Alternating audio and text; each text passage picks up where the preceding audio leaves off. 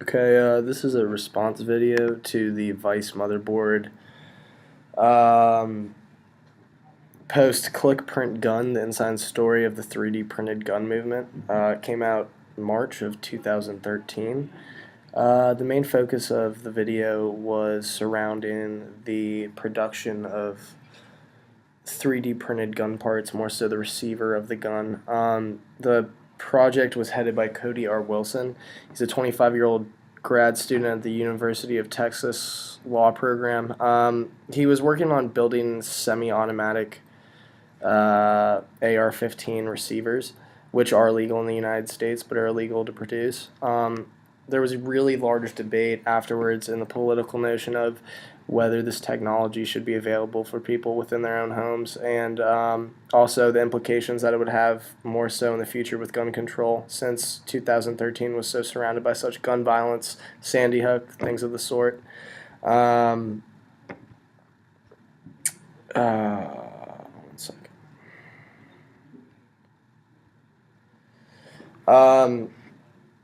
In the video and in the interview, Wilson talks a lot about what he's gone through with his experimentation. He's built a lot of high-capacity magazines, magazines for assault rifles, AK-47s, including AR-15s.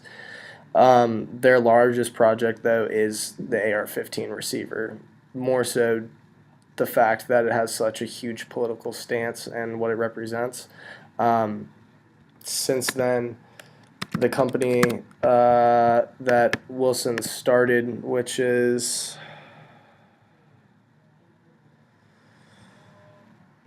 call it, one second.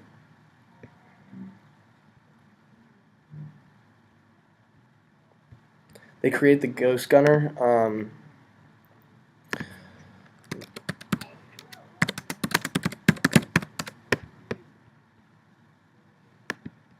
Their company is known as Defense Distributed, and that's, sorry about the wait, that's based off of the fact that they distribute the schematics for these gun parts, the magazines, and the receivers online on a free share website.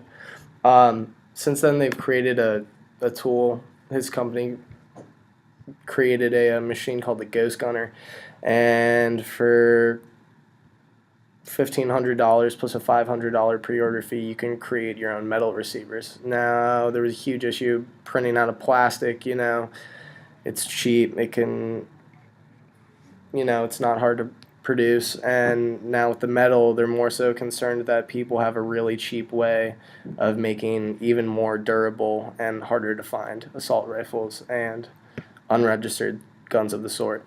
In my opinion, I really think it is an interesting subject that people are defying, especially in the time that we live in, where we have issues like Ferguson and Sandy Hook. People are defying a total government control and still, trying to have a little rebellious streak, keep a little bit of that American dream alive. But on the other side, there still is the fact that they're making guns that aren't serialized, they aren't controlled, and they can go anywhere.